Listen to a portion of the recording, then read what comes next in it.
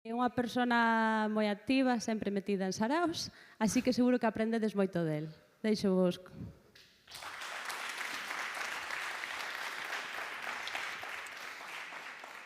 Bo día a todas e todos, grazas Sabela, grazas Loaira. Teño o difícil reto de romper o xeo, e ademais coincidindo cuns talleres moi interesantes que hai na parte de abaixo, así que agradezo que esteades aquí. E a parte boa de ser o primeiro é que logo xa podemos ir tomar algo directamente, o sea, xa os nervios se van, pero antes quero vos falar dun caso real, vale? Dun caso, ademais, no que eu estou involucrado. É probable que a maior parte das cousas que eu conte aquí vos xa saibades. Simplemente quero trasladarvos que é posible con estrategias que todos e todas podemos facer casi na nosa casa, son estrategias de andar por casa, para viabilizar proxectos que se cadra non lle podemos adicar todo o tempo que temos, porque nos dedicamos no día a día a outras cousas, mas sí, con ese pouquiño extra que podamos adicar, sí, viabilizar este tipo de proxectos paralelos ou side projects. En este caso, de formación, que é un pouquiño a temática desta WordCamp. Vale? Vou vos falar de a idea e a práctica. Bueno, iso é unha idea e iso é a práctica. Tampouco me pidades moito máis, porque a min o deseño gráfico non se me dá excesivamente ben. Como iniciamos isto? Como se iniciou isto? Non son eu a única persona involucrada neste proxecto. Como se iniciou este proxecto? Dicimos, vale, algo hai que facer, algo queríamos facer. Pero claro, tamén sabíamos que se non temos unha audiencia, se non temos un público, se non temos a quen falarlle, iso non teria moito sentido. Teríamos traballar para nada, para ninguén. E máis, as persoas que traballedes en galego saberedes que sen unha audiencia tampouco podemos utilizar outros medios coa gran dificultade que temos na publicidade online, que sabades que Google non nos permite os anuncios e demais, polo tanto, esa vía está absolutamente pechada para nós. Polo tanto, dixemos, vale, primer punto, temos que crear esa audiencia. E aí entrou a primeira instalación de WordPress. Creamos un blog, sinxelo, un tema do repositorio, aquí vale calquer tema que escollades, un calquera do repositorio, un que vaya rápido, pista, creamoslle 3 páxinas, e creamos as entradas do blog. Vale? E aí empezamos. O proxecto empezou de maneira seria en setembro de 2024, ten agora 13 meses. E comezamos a escribir creando os contidos. Creando contidos de qué? Oye, queres aprender galego? Queres aprender como falar mellor, como escribir mellor? Non desde un punto de vista dun libro de texto que podemos atopar na ESO ou no bacharelato, senón desde un punto de vista un pouco diferente e, sobre todo, un pouco divertido, dándolle un pouquiño as voltas ás cousas, vale? Non simplemente aprende, hablas bien, hablas mal, a mí ese tipo de visión non me gusta nada, senón creando algo que se cadra non había, de xeito desenfadado, e, sobre todo, de xeito constante. Abrimos o blog en WordPress, primeira instalación de WordPress, e aí publicamos de xeito constante durante, agora xa 13 meses, 2 artigos a semana, un tras outro, sin fallar ni unha sola semana. E, paralelamente, abrimos unha newsletter. Isto é unha estrategia, vamos, que todos bichedes 7.000 trillóns de veces. Porén, neste caso, comezou a funcionar. Comezou a funcionar. Escribimos, enviamos newsletter, escribimos, enviamos newsletter, e así unha tras outra, tras outra. Non era tampouco algo que nos levara excesivo tempo, pero sí o importante para nós aquí foi a constancia. Ser constante. Non fallamos ni unha sola semana nestes 13 meses. E iso conseguimos varias cousas con esa constancia. A primeira, que a xente en xeral xa sabe cando vamos publicar e está atenta. E está atenta non só a publicación do blog, sino a publicación da newsletter. Logo, se queres, falamos un pouco de cifras, que tampouco é simplemente para que vexades que as cousas sí funcionan. E conseguimos sobrepornos ao SEO. Antes falaba da dificultade de facer anuncios en galego, tamén os podo falar da dificultade de posicionar páxinas web en Google cando están en galego por dous temas concretos. Xa sei que non é o tema da charla, pero por dar contexto. Primeiro, ninguén busca en galego. Ninguén busca. Ninguén desta sala o fai. Eu tampouco, Alguna vez, pero en xeral tampouco. Polo tanto, é moi difícil aparecer en resultados de busca cando ninguén nos busca, ¿no? E segundo, os resultados que mostra Google, aínda que vai mellorando pouco a pouco, son en castelán. E máis, normalmente hai que poñer, curiosamente, a palabra galego ao final da busca para que ele entenda que temos que estar busca en galego. Non existe este tema de configurar idioma de busca como hai no castelán ou no catalán, en galego non existe. Polo tanto, claro, nos atopábamos nunha posición de saída difícil. Con todo, o que sería traballo constante, conseguimos sobrepornos. E, curiosamente, ahora mismo, a principal fonte de acceso a este blog, a este primer WordPress, é grazas a Google, vale? Por facervos unha idea, nos últimos 12 meses, neste blog tivemos uns 90.000 usuarios únicos, en torno a unhas 300.000 visitas, e unha newsletter dunhas 2.800 personas, taxas de apertura do 50-55%, vale? Que eso serán vos datos, para nós son moi vos datos, para outras persoas seguro que tedes 90.000 visitas ao mes, pero claro, para nós son uns grandes datos para un proxecto que empezaba de cero, pois nun nicho moi concreto. A partir de aí dixemos, vale, vamos facendo audiencia, isto era para facer audiencia. Entón, primer punto, facer audiencia, primer WordPress, blog. Segundo punto, vale, agora que? Que facemos? Sabemos que quera audiencia, máis ou menos, a xente comenta, moitos trolls e tamén xente que non é troll, comentaba ali cousiñas, e dixemos, vale, a xente quere aprender, quere contidos, quere saber máis. Que lle podemos darnos e que ten o mercado para esta xente que quere saber máis? Entón, fixemos un estudo un poquinho, isto o mesmo que podedes facer vos nos vosos nichos. Dixemos, vale, quen compite isto? Pois aquí hai tres competidores claros. Temos competidor da Xunta, as administracións, as academias privadas, academias de todo tipo, academias de oposicións, academias de idiomas, que ensinan galego, inglés, castelán, da igual, academias de pasantía, e logo profesores particulares, pois, filólogos, estudantes que se queren sacar un sobresoldo, etcétera, etcétera. Vale? Todo este mercado serían os competidores. No caso dos vosos nichos, tedes que ver quen está competindo no voso nicho. No noso caso era este. Vale, e que público obxectivo temos? Hai moito público, imaginade a cantidad de xente que pode entrar a ver curiosidades sobre a lingua. Isto pasará en todas as linguas. Temos que peneirar, temos que escoller un pouquiño cal é o público obxectivo. En este caso, escollimos dous públicos diferentes que teñen a mesma solución que veremos agora. Xente que precisa o CELGA. O CELGA, para que non o saiba, son certificados que emite a Xunta para poder traballar na administración pública, conforme sabes galego. Vale? Unha especie de A1, A2, B1, B2 da Escola de Idiomas. E logo, xente que quere aprender. Que quere aprender así un pouquiño pola amor á arte. Neste caso, xente que precisa CELGA doita ser xente de fora que vive aquí, e a xente que quere aprender é xente que vive fora e que ten algún tipo de relación. Nomeadamente, xente que quere aprender, xente da área de Barcelona, xente da área de Madrid e xente da área de Reino Unido, vale? Eso por ver a audiencia que nos seguía. Sabemos que están, sobre todo, na área de Barcelona, curiosamente, ou non curiosamente, xente que terá familiares ou que por amor á arte quere facelo. Vale. Equivócome comando, como podedes ver. A partir de aí, dixemos, temos o mercado, temos a idea, temos os competidores. Que podemos facer nun proxecto paralelo que non nos pode levar a nós horas de traballo, máis alá de crealo? Pois temos que facer un produto que sea online. Así é un curso online, evidentemente. Asíncrono e flexible, é dicir, sin a nosa intervención. Temos que facelo dun xeito escalable. É dicir, temos que crear algo e testear realmente se funciona. Temos investimento controlado. É dicir, a capacidade de diñeiro que podemos meter é baixa. A capacidade de horas de traballo, eso tamén sabes que é investimento, e iso hai que contalo. Cantos custa a hora de traballo?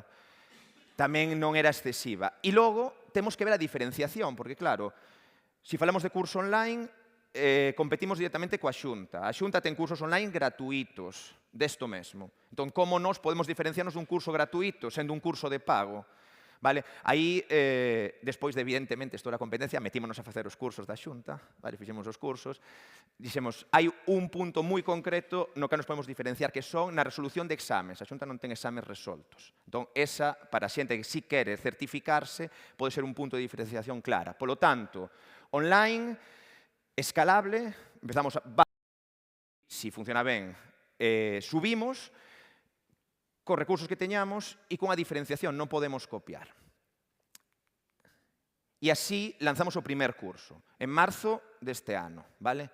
Lanzamos un nivel avanzado, un MVP dun nivel avanzado, a evidentemente un prezo reducido, para saber se a audiencia que estivemos creando realmente pedía iso. Porque a idea era, se a audiencia ten un feedback positivo, seguimos, se non, pechamos. Porque para que seguir nunha cousa que ao final é un testeo. Ademais de lanzar o, que agora falamos, de lanzar a parte avanzado, o curso de nivel avanzado, creamos sin nada, solo creamos o produto, o nivel inicial e o nivel medio. E fixemos unha lista de espera. Vale? Neste lanzamento, nos utilizamos a nosa propia audiencia, o noso propio tráfico. A xente que visitaba o blog e a xente que tiñamos na newsletter. E o modelo era un pagamento único. Cando o lanzamos, tivemos 37 ventas deste primer curso, MVP, e tivemos 240 personas en lista de espera. Para nós, eso foi unha boa idea, e, polo tanto, dixemos, bueno, pues habrá que facer o seguinte. Como desenvolvimos realmente isto? Bueno, creamos un segundo WordPress. Aquí sí que podedes montar o vosso primeiro MVP como que irades. Nos utilizamos un WooCommerce e un LMS. Calquera que vos atopedes no repositorio de WordPress, vale, vos, incluso sin as contas premium. Logo, si queres pagar unha licencia, mellor para os desenvolvedores. Pero se queredes empezar pequeno e subir, con un WooCommerce e con un LMS dos calquera, LMS é o sistema de cursos, vale? Learning Management System, no meu inglés. Hai varios de WordPress, como plugin gratuito, logo sempre ten a parte pro, etc. Podes escoller o que queirades. Incluso, nun primer momento, eu pensei nin sequera irnos a un LMS. Sabes que podedes simular plataformas de cursos con dous custom post types relacionados, etc. Vale? Aí os plugins que fan CPTs, os plugins máis famosos que facen un CPT, deixamos crear dous CPTs e relacionalos. Exemplo, CPT tema, CPT lección, o CPT curso, o CPT tema, vale? E aí poder relacionalos. Por lo tanto, a nivel técnico, tedes moitas maneiras de replicar algo semellante sin ter que metervos en grandes investimentos. Lanzamos coincidindo cos exames, evidentemente, vale? Hai 2 exames de certificación ao ano. Hai que estudar un pouco o sitio onde nos movemos. Hai un en xuño e outro en novembro, así que se alguén quere, xa sabe, é o momento. Hai outro en novembro. Fixemos a parte da escalabilidade e neste punto sí que empezamos con colaboracións externas, vale? É dicir, nos lanzamos o primer curso, preparamos o resto, que abrimos agora en setembro, o mes pasado, e aquí sí empezamos con colaboracións externas ao proxecto. Que significa colaboracións externas? Significa buscar contas, persoas, newsletters, influencers, aos que nos podemos chegar, vale? Entendemos que temos investimento controlado para que nos axuden a mover isto. E eu teño que dicir que na parte de influencers pequenos, pero con audiencias ben preparadas, sí funcionan certas cousas. Pero falamos de xente que, por mellor, ten 4, 5 ou 6 mil seguidores, non máis, 3, 4, 5 mil. Non fai falla irse a grandes contas. Neste caso, nos tiñamos unha colaboración con a gran conta e con 2 pequenas. E a verdade é que, sinceramente, as colaboracións con as pequenas sorprenderonnos moito. Cales foron as claves deste proxecto e que vos quero transmitir para que vos pensedes un nicho voso e o podedes replicar tal cual. O primeiro é ser conscientes de que o tempo é limitado. Cando non podemos adicar toda a nosa xornada de traballo a un proxecto, temos que ser conscientes diso e saber canto podemos adicar.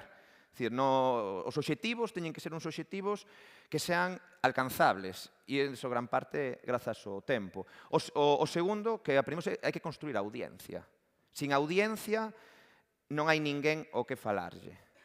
Ese foi o punto fundamental para comezar. É certo que entre que comezamos a construir, vamos a decir, de maneira seria a audiencia, falamos de eso, setembro do 24, que se lanzou o primer curso, que foi en marzo do 25, pois houve unha serie de meses donde se traballaba un pouco para ver que pasaba. Pero esas cousas, sí, polo menos neste caso, funcionaron. Crear algo que podamos facelo pequeno e logo melloralo. Neste caso, falábamos de certa escalabilidade, lanzamos un primer MVP en marzo, agora, en setembro, como funcionou máis ou menos ben, lanzamos o resto e melloramos o primeiro.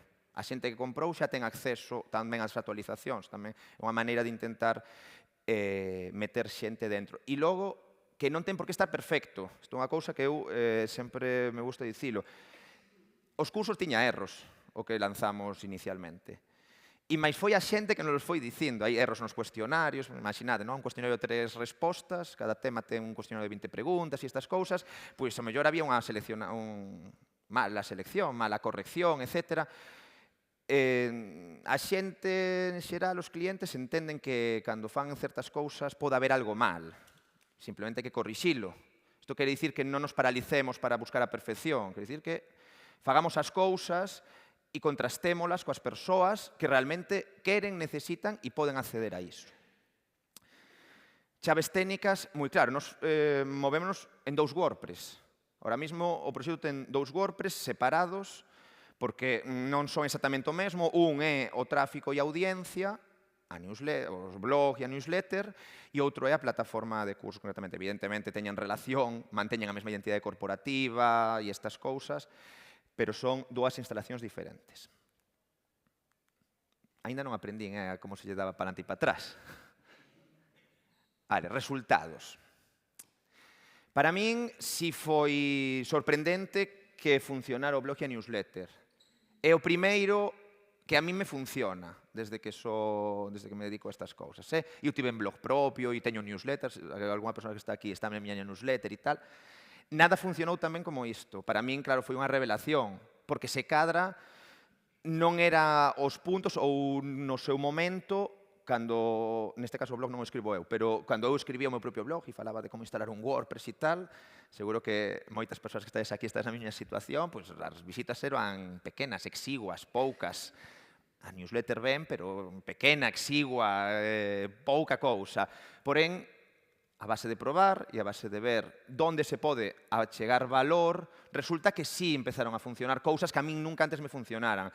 Por que digo isto? Porque se cadra alguna de vos estades nesta situación, facedes estrategias e o mellor non vos funciona neste momento, porque pode ser que non sea o punto, non sea a visión, non sea o mercado ou non sea o nicho no que estades falando.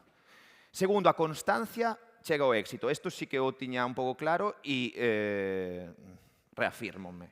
Ser constante é unha clave absoluta. É dicir, se nos marcamos publicar 2 artigos semanais, hai que publicalos semana tras semana, tras semana, tras semana. Uns funcionan ben e outros funcionan fatal. Uns poden ter 1000 visitas únicas ao mes e outros, sinceramente, teñen 5, 6, 10. Poden servir para dar contexto, podemos cambiálos a futuro, pero non teñen por que funcionar todos, pero constantemente temos que seguir adiante. Chega un punto no que a xente agarda que lle escriba, eso comentaba antes, é dicir, a xente realmente dice, ostra, todos os mércores ás 18 horas sae a newsletter. Eu sei, porque o teño lido e o teño debatido con algunha xente, bueno, debatido non, aprendido, incluso en charlas parecidas a esta, que me dicían, é mellor enviala un día aleatorio, porque así a xente está sempre atenta a que chega a newsletter. Bueno, pois neste caso non, neste caso sempre se envía o mesmo día, a mesma hora, e a xente o espera. Dar máis sempre é unha cousa que se di, non? Hai que dar máis valor polo que están pagando. Se eles queren que van a obter 10, ti tes que dar 13. Neste caso, pensade que dar máis do que se espera tiñamos que darlle un pouquiño a cabeza, porque os cursos son online, son desatendidos, é dicir, non hai soporte de dúbidas, non hai soporte, só hai soporte técnico. Pensade que moita xente non é excesivamente digital, non sabe resetar a clave, bueno, evidentemente aí sí. Pero si pensamos que, aínda que non haxa soporte, sí que se poden dar certas cousas. Por exemplo, non hai soporte individualizado, pode haber soporte, falo de soporte de aprendizaxe. Non pode haber individualizado, pero sí pode habelo xeral. Vale? Nese caso, por exemplo, estamos intentando ver temas de preguntas e respostas xerais. É dicir, bueno, mandan tus preguntas, contestámolas para todo o mundo, porque poden ser dúbidas que se teñan entre todos. Eso é algo que non está especificado en ningún sitio cando se compra. Pero si damos esa parte máis do que se espera. Obxectivos alcanzables, xa falamos, e logo investimentos e políticas de prezos. A política de prezos é moi fácil, non inventamos a roda. A xente que entra cando non está o produto final, pois evidentemente entra con desconto, ten acceso a novas actualizacións, e os investimentos, ao principio foron forza propia, e agora, como os comentaba antes, era con colaboración, con contas, con un público obxectivo similar, pero que se cadra non son excesivamente caras para a capacidade de diñeiro que podemos nos engadir aí. Por eso falaba de microinfluencers, xente que o mellor, que a súa newsletter non é excesivamente grande, que o seu blog non é excesivamente grande, que as súas contas das redes sociais non son excesivamente grandes, pero teñen un público ao que se pode chegar. Vale? Non sei canto tempo me queda. Canto tempo me queda? Ainda me quedan 5 minutos. Que maravilla. Isto acabou, agora vou a finalización. E logo debatimos, se queredes, que hai algunha pregunta por aí. Este proxecto, como podes ver, non é revolucionario ningún tipo. Un blog, unha newsletter, un MVP, escalabilidade do MVP. En cantos blogs lichedes este tipo de estrategias? En todos que podes ver. Como lanzar un produto digital? Esto, non máis. Pero sí quería traelo para demostrar que este tipo de estrategias poden funcionar nun entorno donde entendede que, primeiro, temos plataformas nas cales é difícil aparecer, nas que todos buscamos, tanto a IA ahora como Google, etc. Nun mercado moi concreto e relativamente minoritario, como pode ser en galego e sobre galego, vale? O mellor, esa é a parte que sí que fai que os proxectos se viabilicen, quer dicir, tendo un punto moi concreto, un nicho moi concreto, e non ir a xeralidade. E logo, facer as cousas ben, con constancia, con obxectivos marcados e con gastos, con investimentos controlados. Non ten moita relación coa parte filosófica estratégica. Comentei antes o tema, máis ou menos, das visitas. Para nós, tivemos unhas 37 vendas ao lanzamento do MVP, ahora vamos sobre as 100, máis ou menos.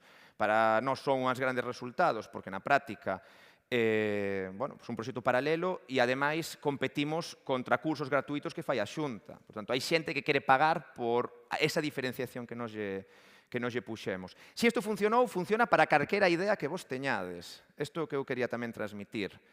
Non é ter un blog, abrir un blog en WordPress, cun tema do repositorio podedes facelo todas as persoas que estáis aquí, incluso as persoas que vos quedachedes de pé cando Sabela preguntou se sabíades instalar un WordPress. As persoas que non saibades se nunca instalachedes un WordPress, instalar un WordPress. Calquer dos nosos grandes patrocinadores que temos na WordCamp daránvos un hosting WordPress, bueno, daránvos, pagadeslle e vos dan o WordPress instalado. Instaledes un tema do repositorio e comezades a escribir. Ou empezar, esquecedevos do deseño, non lle dedes voltas, e perdón para os colegas que facemos webs, pero o mellor nese punto do proxecto, o importante non é ter a web máis bonita, a máis optimizada, nin coas mellores animacións. O mellor nese punto do proxecto é crear o contido, crear a audiencia, e a partir de aí, sí, evidentemente, cando que irades montar os cursos, pois o mellor, calquer colega que se dedique a iso estará encantado de botarvos previa factura unha man. E máis nada, grazas por atenderme.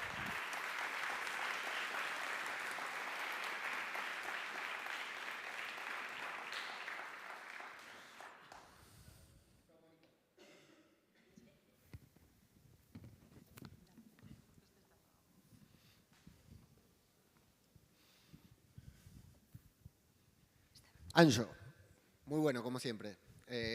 Bueno, te conté que el proyecto a nosotros en casa, como necesitamos, hay una persona en la familia que necesita aprenderlo, le gustó, nos impactó enseguida, incluso nos llegó por las redes sociales. Y ahí va una parte de mi pregunta que es, hablabas de construir una audiencia, de la importancia de construir la audiencia casi desde el minuto cero del proyecto, y hablaste de blog y newsletter, que es algo muy viejo. No hablaste de redes sociales, no te pusiste a hacer reels. No sé si te pusiste a hacerlo, pero no lo incluiste ahora en la estrategia, ¿no? En los pasos que diste. Entonces me llama la atención esa diferencia de cómo se te ocurrió ir a buscar la audiencia a ese lugar donde supuestamente ya nadie va. Lo primero que pensamos todos son las redes sociales. Y luego hablabas del SEO, siendo que estás vendiendo un curso en gallego, ofreciendo un curso en gallego. ¿Por qué pensaste que el SEO lo tenías que trabajar en gallego y no en castellano para quienes buscamos en castellano cosas en gallego, ¿no? Esas son mis dos preguntas e outra felicitación, Anxo, para vos. Grazas, Leo, polas preguntas. A primeira é moi sinxela, porque non había ninguén que quederse a cara para facer vídeos. Punto. Esa é a explicación máis fácil. Non hai reels, o proxecto non ten reels porque ninguén dá a cara por eles. É dicir, eu fago parte técnica e estratégica, non fago os contidos. Tampouco estaría a nivel para facer os contidos. Polo tanto, e non hai ninguén que dé a cara. Polo tanto, pois, ao final actuamos coas ferramentas que tiñamos na man. Dito o cual, cando o único que temos é facer a blogging e a newsletter, pois foi o que se fixo. Efectivamente, tes razón, é máis viejo que a estrategia histórica, escribir e facela. A nós funcionounos así. É certo unha cousa para aí. Creo que para ser capaz de construir audiencia é nos máis sinxelo facelo desta maneira. Dicir, creo que fidelizamos máis a xente sendo capaz de impactala directamente e que eles vayan ao blog tamén e escriban ali nos comentarios. Temos un sistema de que tú escribes e te responden e te chega un email, entón sempre tes un impacto, non? Aí estas cousas. Pero, bueno, en esencia é eso e logo que non había ninguén que dera cara. Por lo tanto, ao final, pues, imos coas ferramentas que temos. A segunda é o tema do SEO. Bueno, primeiro, por un tema casi filosófico, eu si vendo eses cursos, vou non facer nese idioma. Segundo, a búsqueda en castelán está bastante disputada, o sea, está bastante disputada por academias, sobre todo. Polo tanto, pois, son dominios que levan máis tempo, terán a súa máis autoridade, eu non son experto en SEO, era difícil. E en todo caso, o blog vai de... O blog que temos e onde empezamos a crear audiencia vai de tips para aprender, por lo tanto non tería sentido facelo en castelán. Conste que é certo que, aínda con todo, si intentamos posicionar algunhas cousas para atraer tráfico de xente que non exactamente está aprendendo. Por exemplo, creamos unha parte de xogos online, entón, se buscas xogos online en galego, por aí aparecerá a páxina. Programamos unha serie de xogos que non existían para atraer tráfico, pois hai un encrucillado, sopas de letras, non sei que, todo eso se fixo de cero, están ali metidos para atraer tráfico, etc. Entón, bueno, iso. O tema de mellor intentar atraer tráfico en castelán, sí, realmente estivo sobre a mesa, crear un blog ali aleatorio, outro que fora así un pouco, pero non se fixo ao final.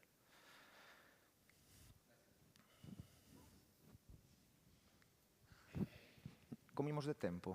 Si non, doulle rápido as respostas. Hola. Hola. Gracias pola charla. Bueno, a miña pregunta ven un pouco relacionada tamén co tema do blog, porque, bueno, me intriga que se captara tanta, é dicir, prácticamente toda a audiencia a través do blog. Entón, os contidos, é dicir, tiñades unha estrategia de contidos específica para captar unha audiencia específica? E a miña segunda pregunta, se vos apoiastes algunha vez na inteligencia artificial para a creación de contidos. Gracias. A primeira pregunta, si había unha estrategia mínima. É que aquí non quero eu dicir burradas, porque o meu coñecemento de SEO é un coñecemento a nivel usuario, mellor un pouco máis que un nivel usuario, pero non son experto niso. Entón, é certo que si había unha certa estrategia, fixose unha pequena busca de palabras clave en castelán, porque as ferramentas non o dan de outra maneira, pero sí que se fixo, un pouco que busca a xente, que dúbidas ten, e logo é certo que os contidos están creados por xente que sabe desto, o sea, sabe dicir, os contidos non os creei eu, os contidos crearon persoas que son filólogas galegas e saben que dúbidas hai. Por lo tanto, a partir de aí, casi por pura intuición, foronse facendo algunhas cousas. É certo que unha vez que se van creando, e resulta que hai un artigo, mira, o artigo que máis tráfico trae con moita diferenza ao blog é a diferencia entre te e che. Isto é, non sei. Imagínate que nos recibimos, dixe antes, 90.000 usuarios únicos ao ano, pois imagínate que son 7.000 ao mes, pois non te podo dicir, pero mellor 750 dos 7.000 é solo ese artigo, vale? Por certo, oi a Overview, seguro que hai xente que falará, nos machacou ese artigo, xa. Eso xa non lo contesta Google antes de entrar. Nos sí que vimos aí a tal. E logo, houve unha pequena estrategia, houve ese punto de xente que sabe, e logo intuición, que funcionaba, que non funcionaba, e fomos tirando por aí. Apoiamos a inteligencia artificial en crear o contido? Sí, sinceramente sí. Sí, tanto para ideas, para a redacción entera dos artigos, non. A IA non, o sea, a IA escríbeche máis ou menos en galego, o momento que lle apretas, falla todo. O sea, tú non lle poñas te e che, non lle poñas onde se pon o pronome, nin alternancia vocálica, nin conxugacións verbais, porque fallache todo. O sea, a mínimo que estés un pouco atento, falla a todas. Pero sí, sinceramente, para ideas, sí. ChatGPT, sobre todo, e Claude tamén. Un aplauso le damos a Anxo. Gracias. Tenemos un regalito.